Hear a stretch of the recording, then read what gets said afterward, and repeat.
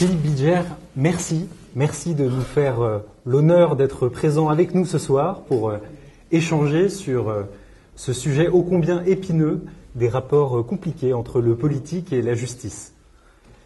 Alors Philippe Bilger, je vais vous dire un mot pour essayer modestement de présenter la carrière qui a été la vôtre, une carrière de magistrat qui commence au début des années 70, juge d'instruction à Lille, 1972. Vous allez ensuite rapidement exercer des fonctions au parquet à Bobigny, des fonctions au parquet à Paris. Vous allez diriger la 11e section du parquet, celle dédiée au droit bancaire pendant un moment. Vous allez ensuite rejoindre d'autres cieux qui seront davantage ceux par lesquels vous avez accédé à une grande notoriété. Vous avez travaillé à la 17e chambre correctionnelle, qui est celle des délits de presse. Alors, combien de temps vous nous le redirez, puisque c'était une question que j'ai eue tout à l'heure. Et puis, surtout, Philippe Bilger, vous avez été l'avocat général près de la Cour d'assises de Paris dans des affaires tonitruantes, des affaires qui ont marqué ces 20 dernières années. Alors évidemment, je ne peux pas toutes les citer. Je citerai très rapidement celle de François Besse, l'associé de Jacques Mérine, celle d'Émile Louis. Émile Louis, ce tueur en série effroyable, le boucher de Lyon.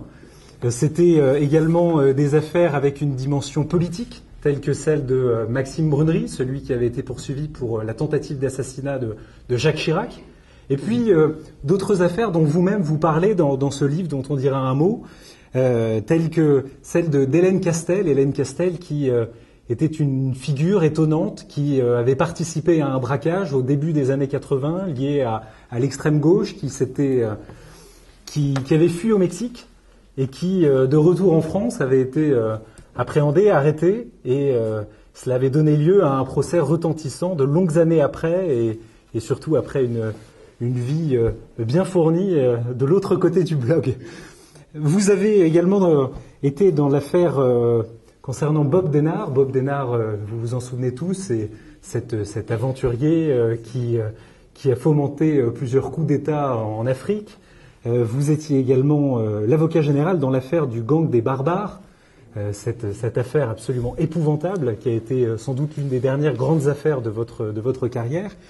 Et pour arrêter là cette liste que je vous chargerai de compléter tout à l'heure si le cœur vous en dit, eh bien, je dirais qu'aujourd'hui, vous continuez de nous gratifier de votre parole et de vos écrits. Vous êtes l'auteur de près d'une vingtaine d'ouvrages. Vous tenez un blog qui est extrêmement lu également. Vous êtes chroniqueur pour Sud Radio. Vous étiez, je crois, tout à l'heure pour CNews. Vous écrivez régulièrement pour Le Figaro, pour Atlantico, récemment pour Boulevard Voltaire. Et à chaque fois, vous livrez une analyse qui est celle d'un esprit libre. Alors, Philippe Bilger, vous êtes quelqu'un qui souvent surprend, quelqu'un avec qui parfois on est d'accord, parfois on n'est pas d'accord, mais votre pensée interroge et votre pensée stimule. Et on a besoin d'esprits libres comme vous, des gens qui sont capables de dire les choses. Alors, pour commencer tout de suite et rentrer dans le vif du sujet, Philippe Bilger, puisqu'on va parler de la politique et de la magistrature, puisqu'on va parler des dérives syndicales de la magistrature, eh bien, ce dernier livre que vous avez écrit, que vous dédiez au mur des cons, ce mur de la honte, sur laquelle ont été brocardées certaines victimes de l'Institut pour la justice, sur laquelle a été brocardé également le secrétaire général de l'Institut pour la justice, et sur lequel vous-même, je crois, vous avez été brocardé. Non, vous avez eu cet honneur. Eh bien, c'est le dernier... À côté des Balkany, tout de même. Je suis pas fanatique de la proximité. Et bien sûr, puisqu'on parle de ce mur, Philippe Bilger, évidemment, on va parler du syndicat de la magistrature. Ce syndicat dans lequel, puisqu'il est temps pour moi d'endosser le costume du délateur et de l'accusateur, ce syndicat dans lequel vous avez été encarté vous-même, Philippe Bilger. Donc vous allez nous raconter tout ça. Je vais expliquer, je vais me justifier. Donc le mur des cons et le mode de fonctionnement de cette justice, de ce syndicalisme, vous l'avez vu, vous avez vous-même tracté, vous avez tracté une année, vous l'avez fait une fois, vous l'écrivez dans votre livre, des tracts appelant à la révolution, vous l'avez dit vous-même, et vous-même vous avez signé dans Libération un article tonitruant en 1980 contre le garde des Sceaux d'alors. Et on vous doit cette phrase extraordinaire sur le ministre de la Justice qu'on attendait et qui a donné pour toute réponse une justice de ministre. Voilà, je vous laisse, Philippe Bilger. Est-ce que je vais me lever si vous n'y voyez pas d'inconvénient? Je ne requerrai pas la réclusion à perpétuité, je vous rassure. Non, parce que j'ai toujours noté que lorsqu'on est assis, on a un peu une pensée raciste, sauf Guillaume, bien sûr. Merci. Mais d'abord, je le remercie pour cette relation tout à fait agréable et juste de mon existence judiciaire, puisqu'il a rappelé la première année que j'ai passée dans la magistrature et où, en effet, j'ai adhéré au syndicat durant 1 an. Lorsqu'on arrive jeune magistrat et que, profondément, on déteste le droit, le bonheur a fait que j'ai pu avoir 2 justices de luxe que j'ai pu appréhender par le biais littéraire. Mais j'arrive à Lille, j'ai des idéaux de justice, de liberté, et je suis confronté à une hiérarchie d'une bêtise absolue. En 72, il faut bien comprendre que le pouvoir judiciaire et l'emprise politique étaient évidemment sans commune mesure avec ce qu'ils sont devenus aujourd'hui. Et donc, naturellement, on est amené, enfin c'est comme ça que j'explique mon adhésion, à aller vers la part intelligente de la magistrature. Et à l'époque, je vais peut-être vous étonner, de très loin, les plus intelligents et ceux qui prenaient la justice au sérieux, voire au tragique, étaient les fondateurs du syndicat de la magistrature. En 72, le syndicat n'était pas ce qu'il est devenu, et avec la déperdition intellectuelle et morale absolue du syndicat d'aujourd'hui. À l'époque, il y avait quelques magistrats comme Dominique Charvet, Hubert Dujardin, Lyon-Camp. On pouvait n'être pas d'accord avec eux, mais il n'était pas honteux de se tenir à leur côté durant 1 an sur le plan intellectuel et judiciaire. Même si j'ai vite compris que voilà des magistrats qui étaient assez répressifs dans la journée et qui détruisaient l'institution la nuit en faisant du syndicalisme. Mais plus profondément, j'ai compris, et en ce sens-là, je n'ai pas à me repentir d'avoir été durant 1 an au syndicat, que c'était un syndicat qui se servait de la justice plus qu'il ne la servait.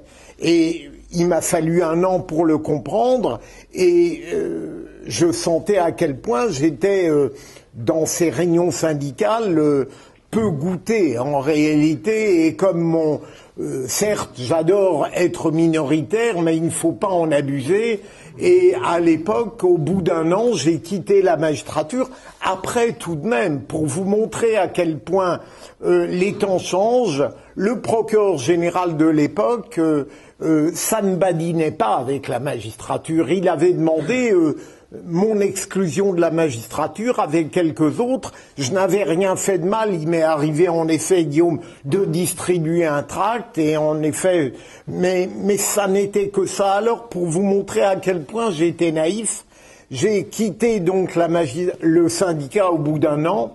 J'ai voulu créer une autre association que j'ai baptisée un peu pompeusement, quitte à le faire, pourquoi pas, Justice Nouvelle, et je n'ai recueilli que des adhésions de gens tout à fait estimables, mais tièdes et modérés, qui, au fond, je me sentais encore moins proche d'eux que je ne l'étais des esprits brillants du syndicalisme de gauche.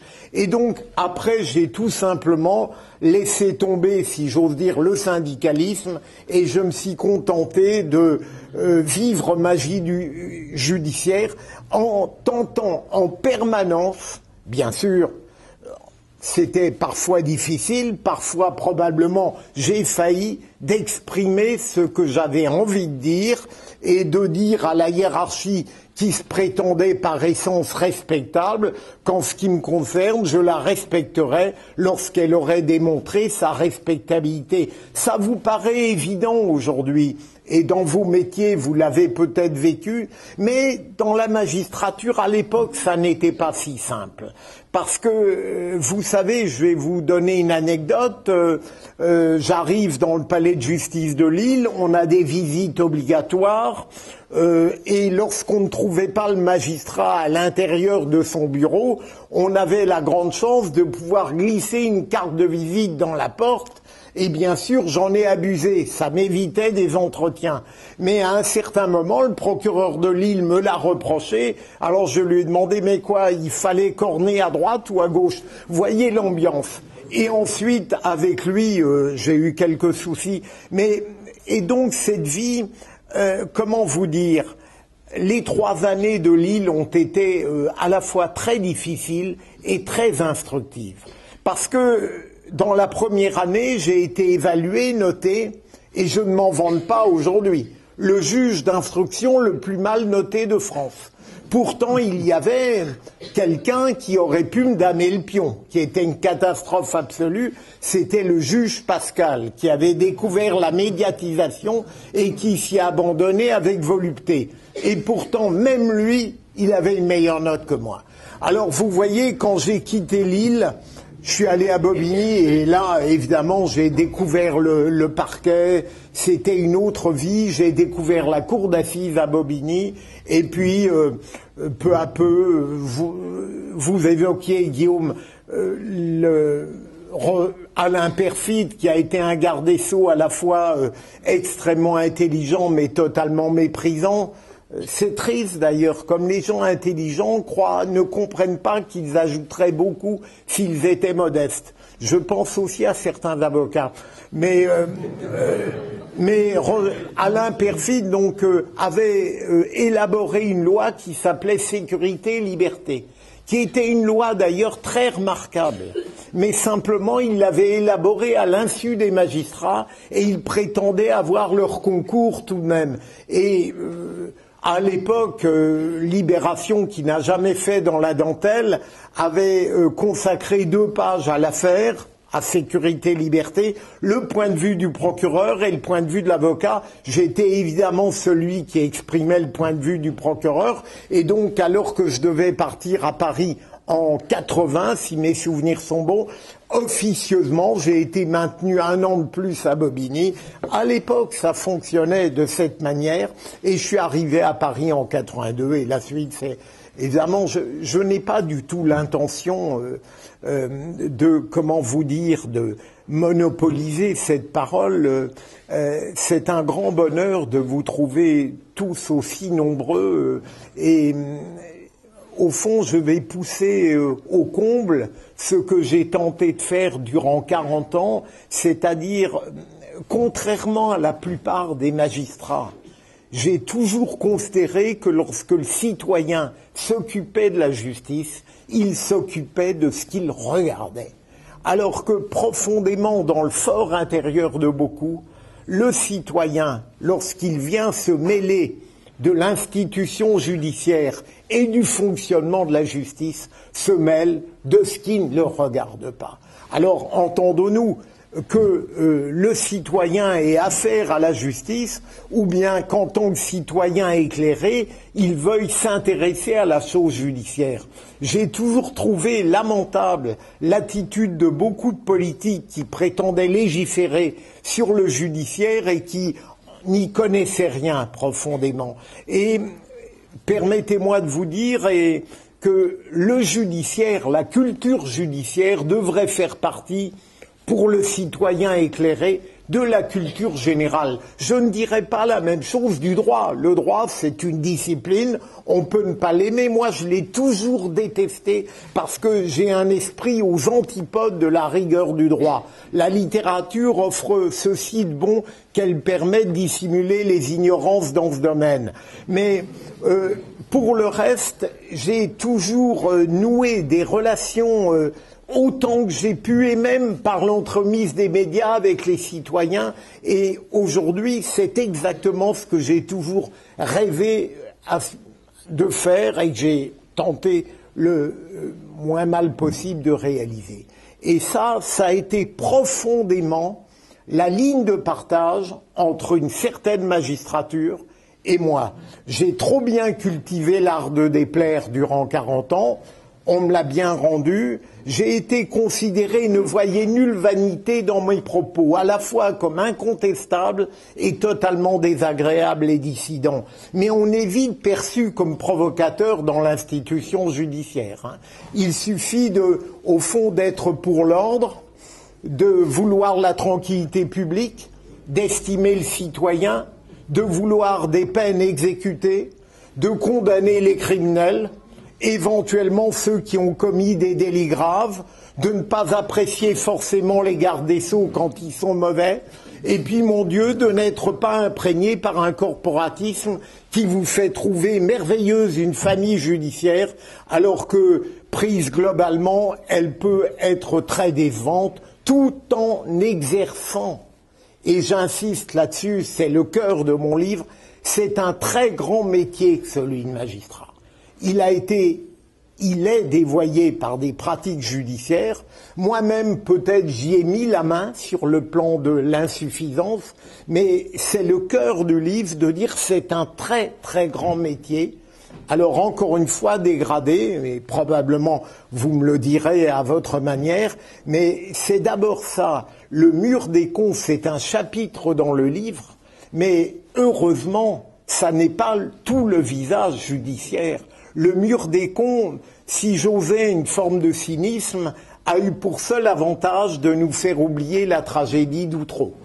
Mais l'avantage est mince tout de même. Et j'espère que pour l'instant et pendant quelques années, on va encore échapper sur le plan judiciaire et politique à des désastres de ce type. Pardonnez-moi, quand on me donne la parole, j'ai tendance à la garder. Et en même temps, j'adore répondre aux questions et surtout les plus désagréables parce qu'elles permettent de rebondir et comme ça, on ne ressemblera pas au grand échiquier. Hein.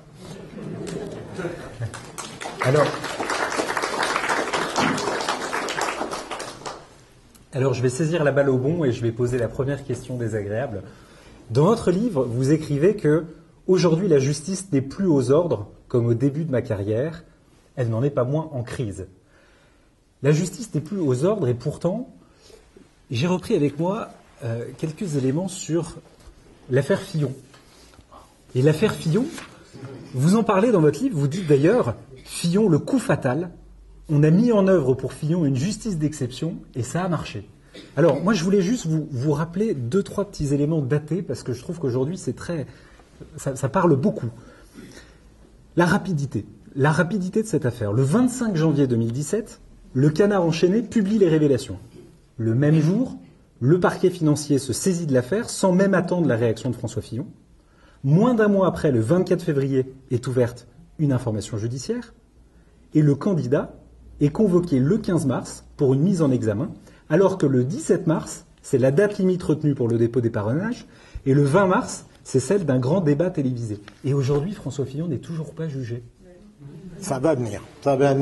Mais entendons-nous bien, hein, je ne voudrais offenser personne sur le plan politique, hein, ni judiciaire d'ailleurs. François Fillon a été formidable lors de la primaire. Et après, parlons net, ça a été une catastrophe. Hein.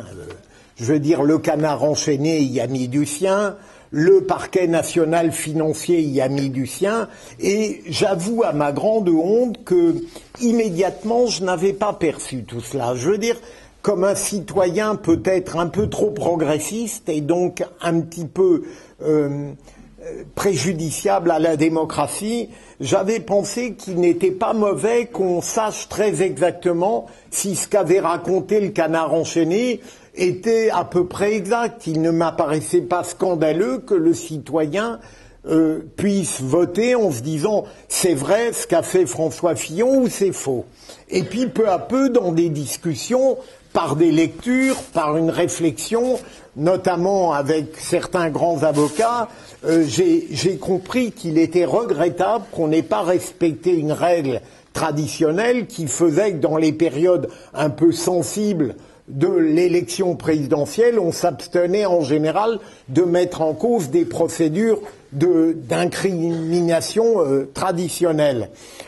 Et donc, non seulement il y a eu ça, j'ai mis du temps, j'en suis désolé, mais j'ai fini par comprendre que, à mon sens, le parquet national financier n'était même pas compétent, en réalité, pour appréhender l'affaire de François Fillon.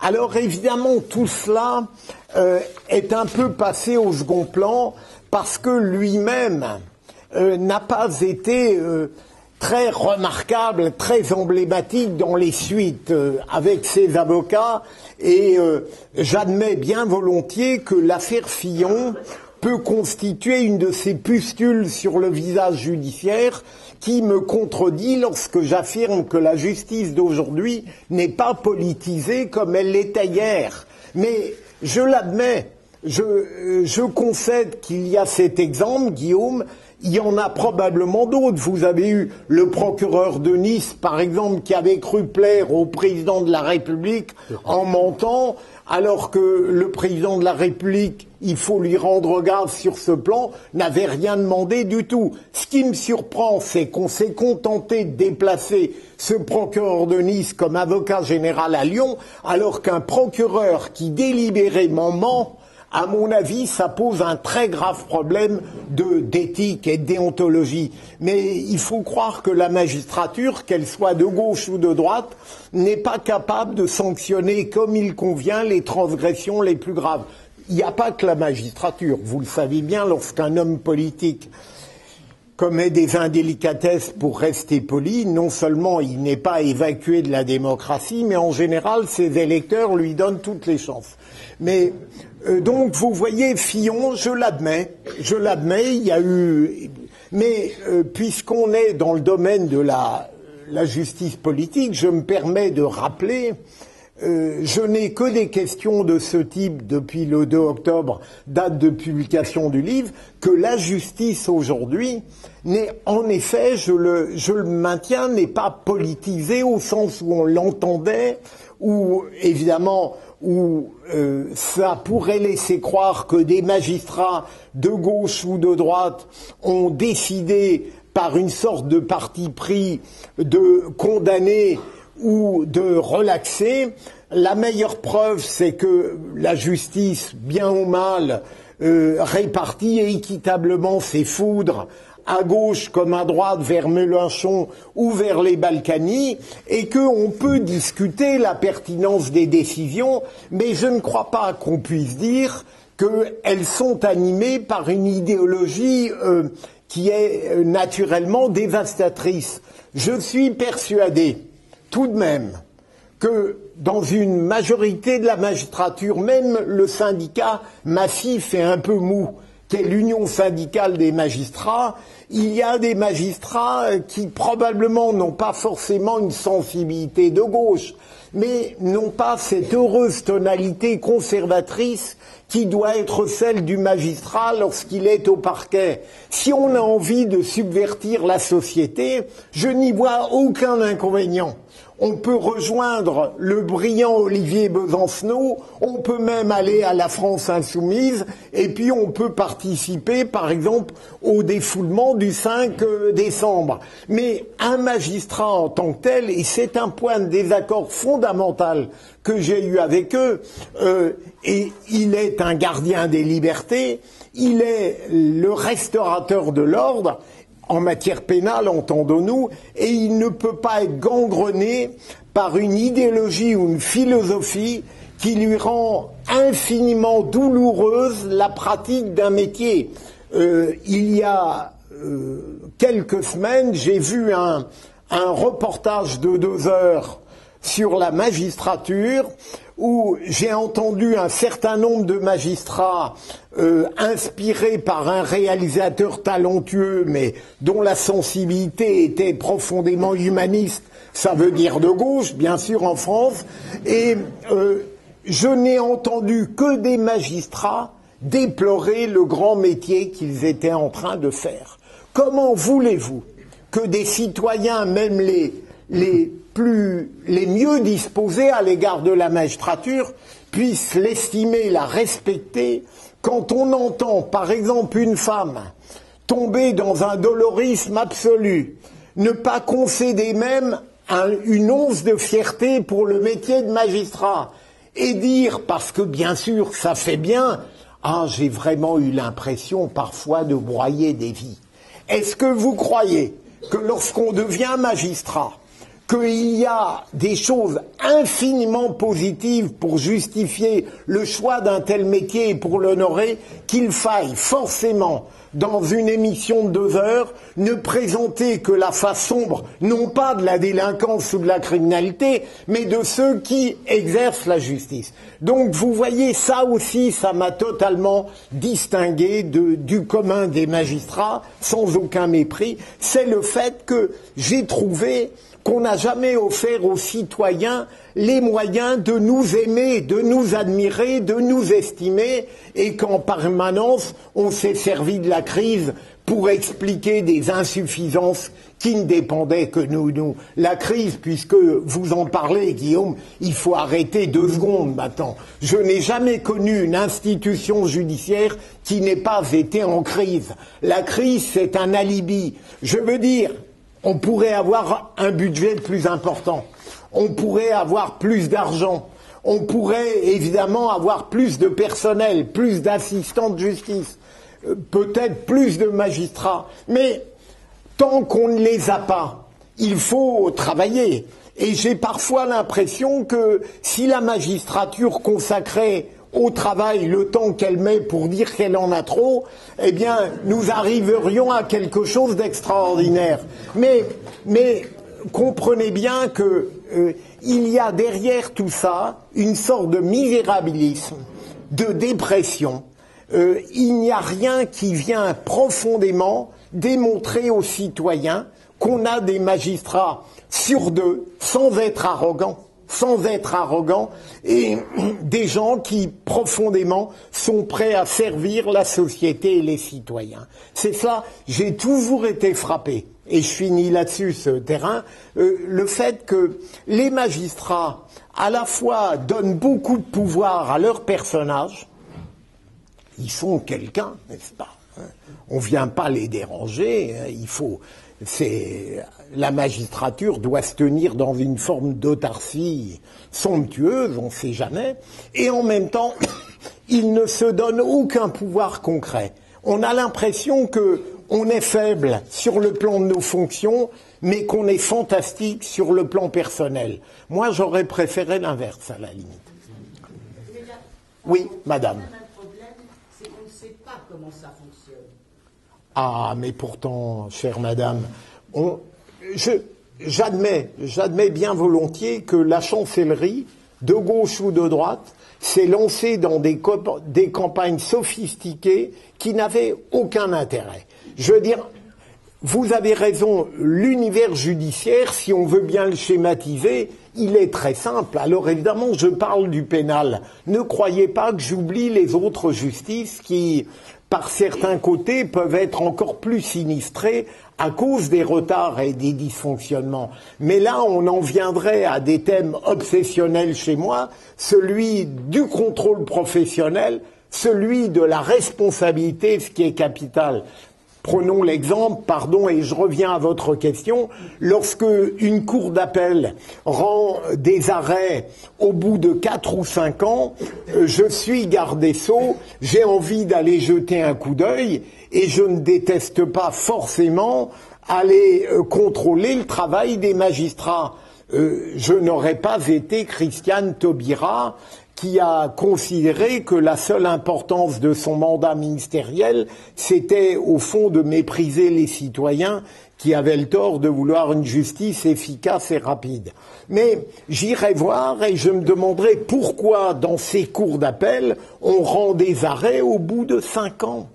Eh bien, il y aurait peut-être des justifications objectives, mais pas seulement. Il faut être clair, il n'est pas tolérable que dans la France judiciaire, on ne rende pas des décisions, jugements ou arrêts en matière pénale rapidement. Alors j'entends bien qu'on met tout sur le dos des experts ou des avocats ou de qui que ce soit d'autre. Et si un jour on se penchait un petit peu sur la responsabilité des magistrats. Mais alors, vous voyez, j'étais parti. il faudra un jour un vrai contrôle professionnel. Lorsque je dis il faudra vraiment un contrôle professionnel, je sais que j'énonce des idées qui n'ont aucune chance d'être réalisées. Mais on a le droit de se faire plaisir devant une telle assemblée. Madame, alors bien sûr, l'univers judiciaire, il aurait été si simple de la part de la chancellerie de faire une sorte de brochure toute simple en expliquant les magistrats du parquet, du siège, on a le barreau en face, on a les diverses justices civiles, pénales, commerciales. Vous n'avez pas besoin de devenir, quand vous êtes citoyenne, nobélisable en matière judiciaire. Ça aurait suffi. Mais pour ça, il faudrait comprendre que l'essentiel, c'est de diffuser une réalité judiciaire toute simple et ne pas considérer le citoyen comme une sorte d'ennemi. Au fond, j'ai parfois eu l'impression que le magistrat se satisfaisait de la perfection, à supposer qu'elle soit possible, formelle de ses démarches juridiques, et derrière, après lui, le déluge. Et vous ne pouvez pas imaginer, là je risquerais de tomber dans des anecdotes considérables et oiseuses, mais à quel point, à partir du moment où on n'est pas capable de modifier immédiatement le visage judiciaire, il faudrait au moins accepter de traiter avec dignité, respect et écoute le citoyen.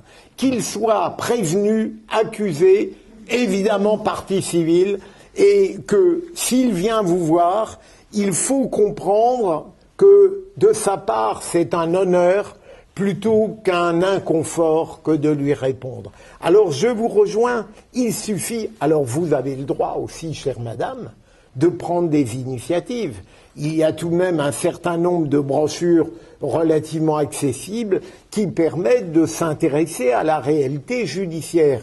Mais je vous rejoins si vous voulez dire que la ministère de la Justice et les magistrats en général n'ont pas fait assez d'efforts pour informer le citoyen. J'ajoute, je suis effaré parce que je circule dans la France et j'entends des gens qui viennent me voir, ils me disent « mais on a déposé plainte il y a 2-3 ans ».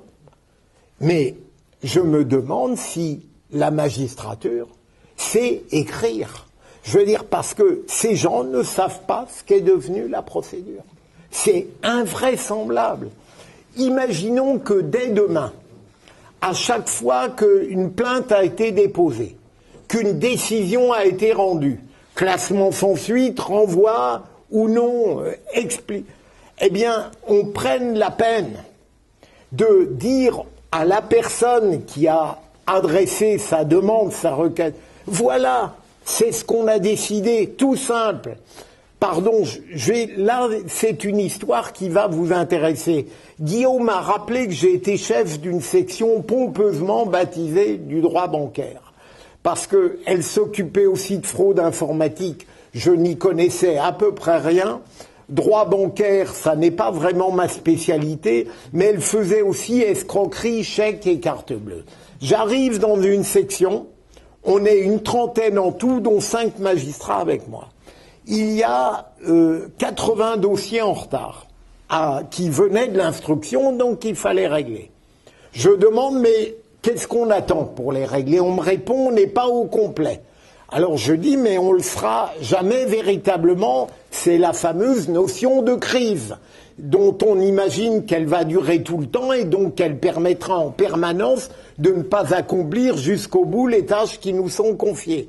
Eh bien, à ce moment-là, je répartis les dossiers et les gens les règlent. Et puis, autre point qui me paraît central, qui rejoint notre propos antérieur, je constate qu'il y a une masse infinie de courriers. Je dis, mais ce courrier, il vient de la part de qui? Mais des gens. J'ai dit, mais vous répondez à qui? Ils me répondent aux avocats. Très bien, les avocats. Mais dorénavant, vous allez répondre aussi aux gens qui ont écrit. Alors, une phrase, un paragraphe, rien de plus. Vous ne pouvez pas imaginer à quel point, dans une France aujourd'hui qui ne sait plus ce que c'est qu'un accusé de réception, on ne sait plus ce que c'est. Il y a, dans l'univers médiatique, il n'y a que PPDA qui répond au livre qu'il reçoit. Eh bien, vous savez, c'est une politesse qui a détruit beaucoup de choses, sa disparition. Et donc les gens ont reçu, à chaque fois, une réponse, et ça a changé, entendons-nous, je n'ai pas fait une révolution, mais imaginez un citoyen qui reçoit une lettre, rapidement, on fait référence à son courrier, et on lui répond quelque chose, à la limite, il se passerait même d'efficacité. Il a quelque chose qui relève d'une urbanité, d'un respect, d'une considération. Il se dit là, il y a un service, il y a une institution qui s'occupe de moi. De la même manière que de ma vie, je n'ai jamais manqué de répondre à un courrier. Au point que, en tant qu'avocat général à la cour d'assises, je savais inévitablement l'accusé qui allait m'écrire.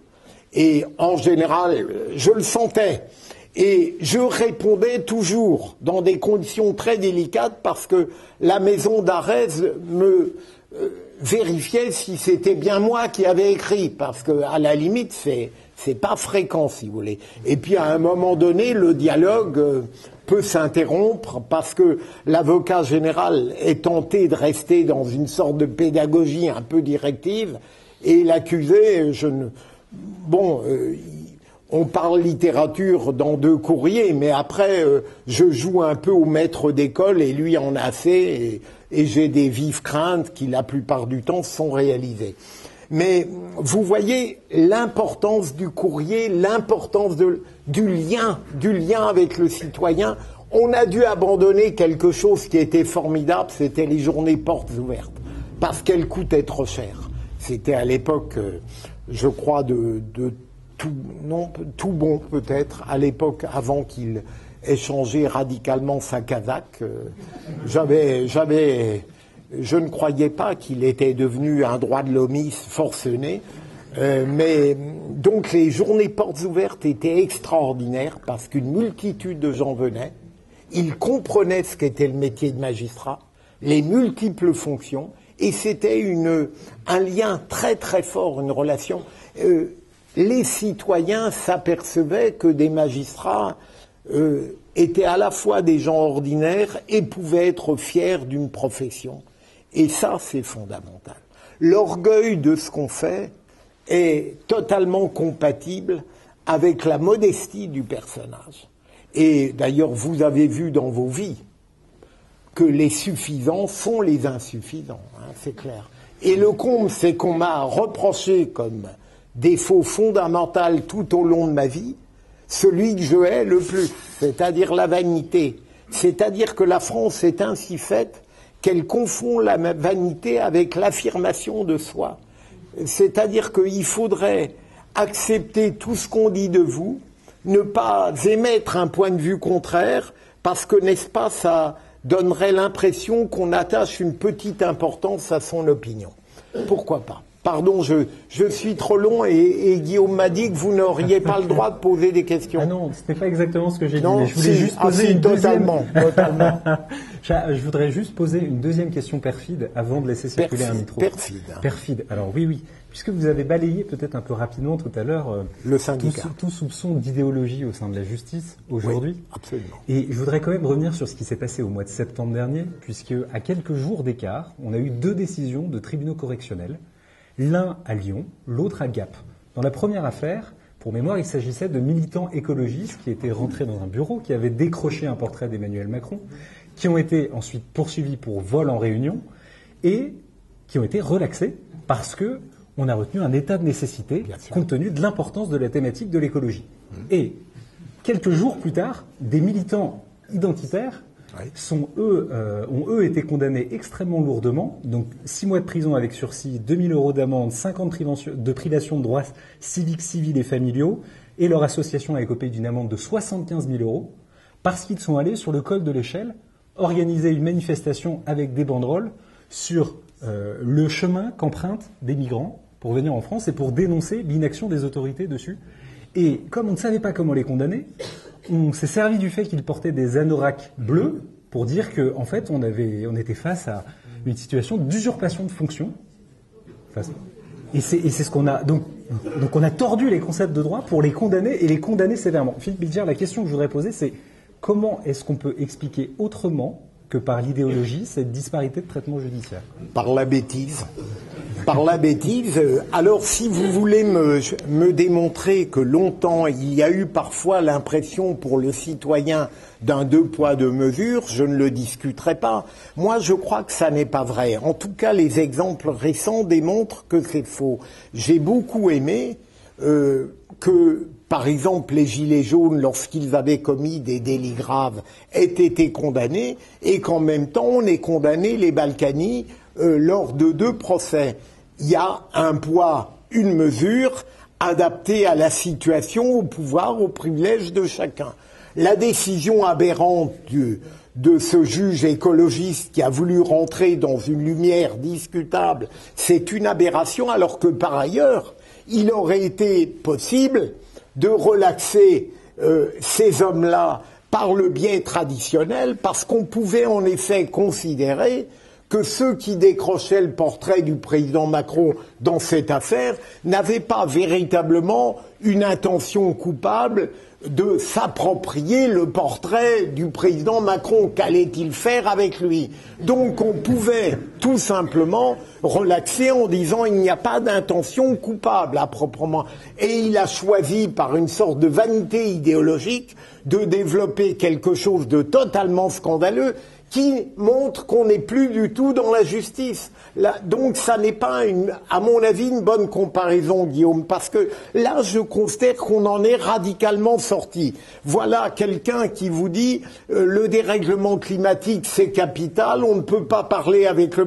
On n'est plus dans le domaine judiciaire. Pour les autres, eh bien, ils ont été condamnés. Je ne connais pas à fond l'affaire, mais je n'ai jamais refusé de croire qu'il n'y avait pas des magistrats qui, sans être strictement politisés, sont capables de prendre des décisions probablement comme le commun des citoyens, parce qu'ils ont été en permanence gangrenés par une sorte de pression politique, idéologique, et que probablement ils croient être libres et indépendants, et ils ne sont pas forcément encartés pour prendre une décision qui vous a choqué par rapport à l'autre qui n'a plus rien de judiciaire. Donc, si on pouvait régler ce problème une bonne fois pour toutes... Je voudrais tout de même réagir, sur ce point, parce que vous dites que cette décision n'a rien de judiciaire, mais ça a quand même été un jugement de relax, rendu comme une décision de justice au nom du peuple français. Non, oui, mais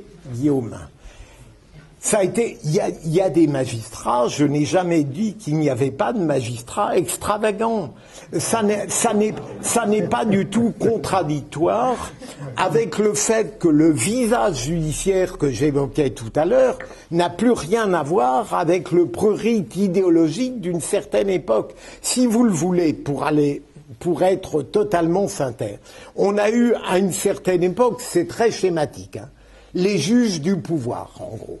Ensuite, on a eu une période, le pouvoir des juges, rappelez-vous, 90, sur Bagraco, les juges découvrent leur pouvoir, les juges d'instruction, et c'est intéressant, voilà des magistrats qui découvrent avec émerveillement qu'enfin ils ont le droit d'exercer avec sérieux un métier formidable.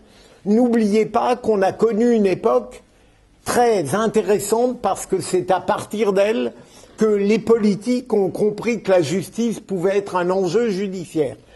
86-88, la première cohabitation, c'est capital. À partir de là, la justice est devenue une sorte de jeu de massacre à droite ou à gauche, on s'en est servi. Et puis ensuite, vous avez une autre catégorie de magistrats qui peut-être sont blâmables par certains côtés, des gens qui étaient tellement animés par la recherche de la vérité, qui la sentaient si proche d'eux, que, au fond, ils ont parfois pu donner l'impression de forcer un peu la procédure pénale.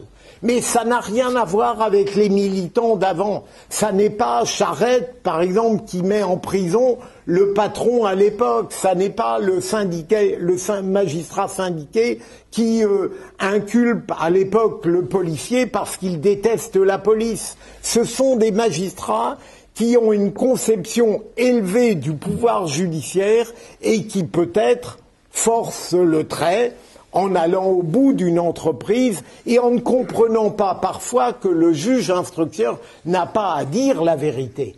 Il a à la rechercher et lorsqu'il estime qu'il y a des charges, il envoie devant le tribunal correctionnel et éventuellement devant les assises. Donc, je me rends compte que je parle un petit peu dans le désert, mais vous voyez, je fais une distinction radicale. Je dis qu'on n'a plus de justice politisée au sens où ça n'est plus l'idéologie, je l'espère, globalement, de tel ou tel magistrat qui gouverne ces décisions. On a des politiques qui sont renvoyés devant les juridictions, ils sont de droite ou de gauche, et ils sont condamnés. J'ajoute, je l'ai dit tout à l'heure, que les magistrats, le parquet ne choisit pas ses cibles. On les lui apporte, l'actualité les lui donne. Je suis persuadé qu'aujourd'hui, il peut y avoir une sorte de pluralisme judiciaire qui n'entraînerait aucune conséquence au préjudice, au détriment de la droite ou de la gauche. Je veux dire, enfin, comprenez bien que les réactions que j'entends tous les jours, le camp de droite, sur le plan démocratique, trouve que la droite, qui parfois est renvoyée devant le tribunal, c'est scandaleux, et de l'autre côté, on a le camp de gauche qui pense l'inverse. Donc, peut-être suis-je contraint de forcer un peu le trait, parce que je devine quelques réticences dans vos esprits intelligents, mais il n'empêche que je crois que globalement, je suis, me semble-t-il, plutôt dans le registre d'aujourd'hui. Et entendons-nous bien, je n'irai pas jusqu'à prétendre qu'on a une institution exemplaire et parfaite, mais je continue à soutenir qu'elle s'améliore. J'ai eu 2 débats récemment avec Éric Zemmour, et j'aime beaucoup Éric Zemmour, et j'ai voulu démontrer qu'on n'est pas obligé de détester celui avec qui on n'est pas d'accord. Eh bien, il s'est arrêté à un niveau dans la magistrature, il y a je ne sais plus à quelle année, il a besoin de croire que la justice est totalement politisée, que si j'étais cynique, je dirais d'ailleurs c'est tellement absurde, ça laisserait penser que les magistrats ont une intelligence politique que la plupart n'ont pas. Parce que l'un des grands drames aussi de la magistrature, on pourrait en parler, c'est la faillite de la culture générale et de la culture du quotidien. Vous voyez, je pourrais dire, mais ils sont si peu politiques que malheureusement ils ne savent pas, en dehors des pantalonnades syndicales. Vous avez vu le syndicat de la magistrature qui approuve, qui va participer le 5 décembre. Bon, par rapport, c'est la suite logique du mur des cons.